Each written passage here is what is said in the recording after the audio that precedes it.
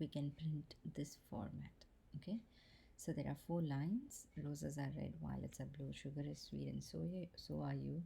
And you look at the spacing, the first and the third line follow starts from the same place, and the second and the fourth starts from the same place, but it's away from the starting point of the first and the third line.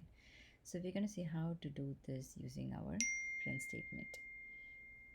Okay, so let's now see. I'm going to first comment this because we don't want to see this output now, and print. So roses are red, and then you want a comma, and the next line, violets are blue, you want it printed in the next line, so you're going to use an escape character here. Okay, so let's just put /n, and then let's just do next line first. Okay, and then the rest we can do later. So I'm going to put violets are blue, again next line, sugar is sweet, comma, again next line, and so are you. So this is our print statement. Let's just run this and see what happens first. So you notice that all our, oh, my spelling mistake here, sorry. So you notice that you have a /n. Wherever you have a /n, \n, you get the program to print it in the next line. So that is using the first escape sequence. And then now we need to still modify this because we want the second and the fourth line to be away from the starting point. Okay, so second line starts with this violets. So after it goes to the new line, I want it to move 1 tab space. Similarly for the fourth line, after it goes to the new line, I want it to move by 1 tab space. So now let's just run this. Can you see this one now? So roses are red, there's a space here, then violets are blue, sugar is sweet, then there's a space, and so are you. So this is how you can use escape sequences to format your outputs. Okay, so now let's look into some examples on how to do input. Now this output, as we all know, is to communicate something to the user. Okay, input is in order to do a specific code or to do a particular operation,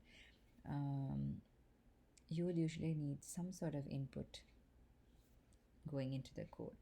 So the way that we can get input is by using your input statement. Just like print, input statement is just like this. So if you run this code, so I'm going to again comment this out. So you notice that this time it's not printing this directly, but it's just waiting here. That's because of my input statement here. Whenever I put input, it is waiting for some sort of input from me. So I can type in anything, and then you notice it moves to the next line, and then it prints out this output. So what's exactly happening at this point? You notice that it stops the program at that point and it waits for the user to key in something. So it's up to the programmer to make it useful so that the user knows what they're supposed to input. So let me comment this out. So for example, if I want someone to enter their name, okay, so I don't want these also. Sorry, let's comment out these things. Okay, so now I want to input the name. I can say enter your name. So whatever is given within the quotation mark is going to be printed as it is. So you will notice that here. See, now it's still waiting for my input, but at least it's telling me what I'm supposed to do. So whatever you put in the parenthesis after the input statement is basically printed on the screen as instruction for the user so that they know what they're supposed to enter. So here they're asking me to enter a name, so let me just enter a name.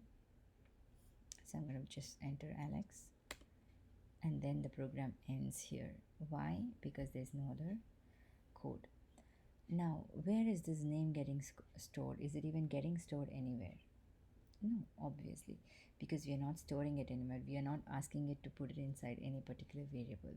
So to make it more useful, you have to store all your inputs in a variable. And now, as we know, you should give meaningful names. So I'm just going to give the variable name as name equal to input, enter your name. So what happens now?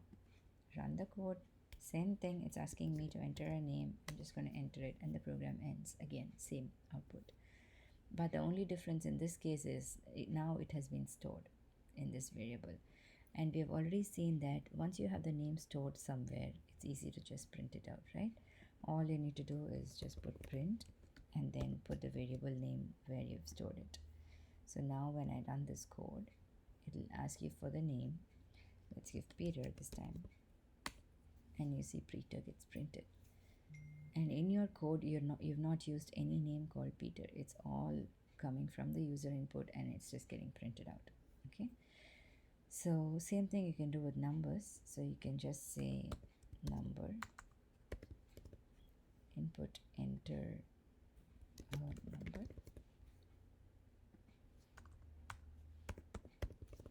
So you could just do this. Let's say 45. It'll print 45.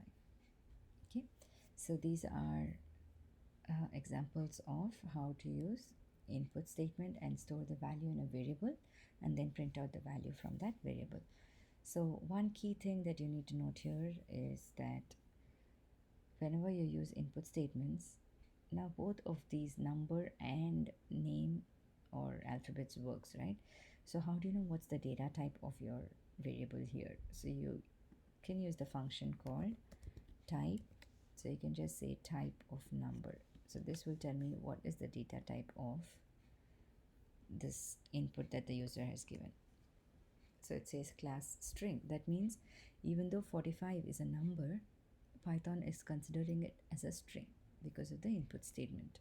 So if you want to do any numerical operation on these numbers, you should put an int either here or before the place where you're going to use it as a number. Okay. So what int does is basically convert whatever input the user is giving, it will convert it to an integer. So you can run this and then you will see that now whatever number I give has been converted to integer. So either you can do it at this point, or instead of doing it here, you could also do it in the place where you're going to do your operation. For example, let's say I'm going to get two numbers from the user. Okay, so I'm going to put it as number 1 and then I'm going to put it as number 2. Okay, so now if I want to just add these two numbers, I would say number 1 plus number 2. Now we know that number 1 and number 2, I'm not converting it to integers, which means they're still strings. So what happens when you add two strings? So enter a number, let me give 10, enter another number 20.